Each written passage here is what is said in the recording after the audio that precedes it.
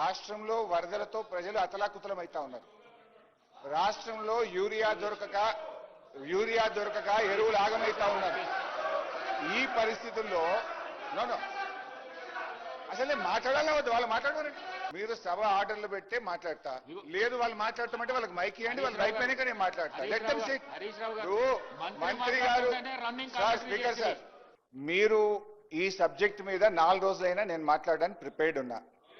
మీరు రేపు ఎల్లుండి ఆవలెల్లుండి రాత్రి 1 గంట దాకా మాట్లాడదాం. వాస్తవాలు ప్రజలకు తెలవాల్సిన అవసరం ఉంది, నిజాలు ప్రజలకు తెలవాల్సిన అవసరం ఉంది. ఒకవేళ ప్రభుత్వం ఇవాళ కాదు రేపు మాట్లాడదామన్నా నేను రెడీ, నాకు అభ్యంతరం లేదు. ఇవాళ 1 గంట అయినా మాట్లాడదాం. కానీ అరగంట సమయంలో మాట్లాడమంటే మీరు ఇష్టమున్నన్ని ఆరోపణలు మా మీద చేసి నిజాలు మేము చెప్పొద్దు అంటే ఇది కరెక్ట్ కాదు. ఒకటి. రెండు అధ్యక్ష, నేను పీపీటీ అడిగినా ఇంకా క్లియర్ గా చెప్దామనుకున్నా, విజువల్ గా చూయించి ఈ సభ్యులకు రాష్ట్ర ప్రజలకు అర్థమయ్యే విధంగా సభలో పీపీటీ పెట్టి ఎక్స్ప్లెయిన్ చేస్తామంటే మీరు అవకాశం ఇవ్వలేదు. ఓకే.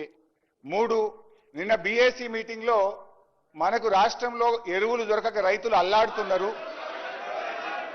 రాష్ట్రంలో వరదతో రైతులు ప్రజలు ఇబ్బంది పడతా ఉన్నారు. దాని మీద మాట్లాడదామంటే లేలే అది మాకు ఇంపార్టెంట్ కాదు, వరదల తర్వాత ఎరువులు తర్వాత బురద రాజకీయాల మీద మాట్లాడదామని పెట్టారు. ఓకే, దీని మీదనే మాట్లాడతా. కానీ